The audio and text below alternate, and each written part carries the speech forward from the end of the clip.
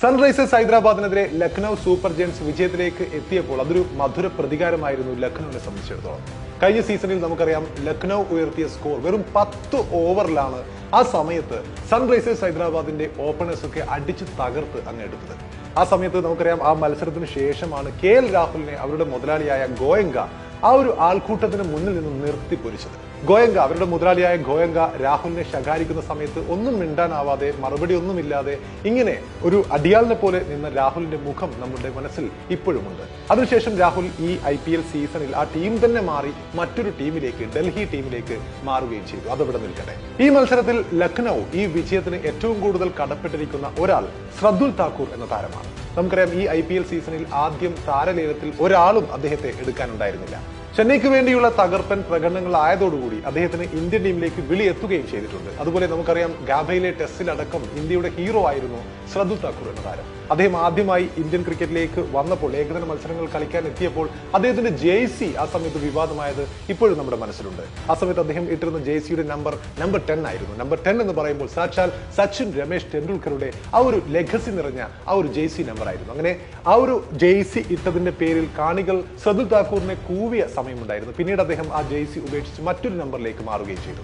അതോടെ നിൽക്കട്ടെ. ശ്രദ്ദുൽ താക്കൂറിലേക്ക് വരികയാണെങ്കിൽ കഴിഞ്ഞ മത്സരത്തിലും ആദ്യ ഓവറിൽ തന്നെ 2 വിക്കറ്റ് എടുത്തുകൊണ്ട് എതിരാളികളെ പരിഭ്രമിപ്പിച്ചിരുന്നു ശ്രദ്ദുൽ താക്കൂർ. ഈ മത്സരത്തിലും അതുപോലെ 2 തുടർ വിക്കറ്റുകൾ അദ്ദേഹം നേടുകയുണ്ടായി. ഒന്ന് കഴിഞ്ഞ മത്സരത്തിൽ സെഞ്ചുറി നേടിയ ഇഷാൻ കിഷന്റെ വിക്കറ്റ് ആയിരുന്നു. മറ്റൊന്ന് അഭിഷേക് ശർമ്മയുടെയും വിക്കറ്റ്. രണ്ടും അടുത്തടുത്ത പന്തുകളിൽ അദ്ദേഹം വിക്കറ്റുകൾ നേടിയപ്പോൾ അത് സൺറൈസേഴ്സ് ഹൈദരാബാദിനെ സംബന്ധിച്ചിടത്തോളം അവരെ ബാക്ക്ഫുട്ടിലാക്കാൻ പ്രേരിപ്പിച്ച വിക്കറ്റുകളായിരുന്നു. ആ വിക്കറ്റുകൾക്കൊപ്പം തന്നെ അതിനുശേഷവും 2 വിക്കറ്റുകൾ നേടിക്കൊണ്ട് ശ്രദ്ദുൽ താക്കൂർ 4 വിക്കറ്റുമായി കളം നിറഞ്ഞ മത്സരമായിരുന്നു ഇത്. നമുക്കറിയാം ശ്രദ്ദുൽ താക്കൂറിനെ ഒരാളും എടുക്കാനില്ലാത്ത സമയത്ത് ലക്നൗ സൂപ്പർ ജയൻസ് അവസാന നിമിഷം റീപ്ലേസ് ആയി അദ്ദേഹത്തെ ടീമിൽ എത്തിച്ചപ്പോൾ ഇതിനും വലിയ പ്രായശ്ചിത്തം ശ്രദ്ദുൽ താക്കൂറിന് കൊടുക്കാനുണ്ടായിരുന്നില്ല എന്ന് തന്നെ പറയാം. മത്സരത്തിലേക്ക് വരുമ്പോൾ സൺറൈസേഴ്സ് ഹൈദരാബാദ് ആദ്യം ബാറ്റ് ചെയ്ത് 190 റൺസ് ആണ് നേടിയത്. ട്രാവിസ് ഹെഡ്, അവരുടെ ഓപ്പണറായ ട്രാവിസ് ഹെഡ് ആണ് ഇത്തവണയും അവരുടെ ടോപ്പ് സ്കോറായി മാറിയത്. മറുവശത്ത് അതിനുശേഷം ബാറ്റിംഗിന് ഇറങ്ങിയപ്പോൾ നിക്കോളാസ് പൂരന്റെ ഷോ ആണ് നമ്മൾ കണ്ടത്. നമുക്കറിയാം വെസ്റ്റ് ഇൻഡീസിന്റെ നായകനായി അദ്ദേഹം തിളങ്ങിയിരുന്നു. അതിനൊപ്പം തന്നെ കഴിഞ്ഞ സീസണുകളിലെല്ലാം അതിവേഗം റൺസ് നേടിക്കൊണ്ട് നിക്കോളാസ് പൂരൻ തന്റെ ബാറ്റിംഗ് മികവ് കൊണ്ട് IPL-ൽ തന്റെ പേര് എഴുതി വെച്ച ഒരു താരമാണ്.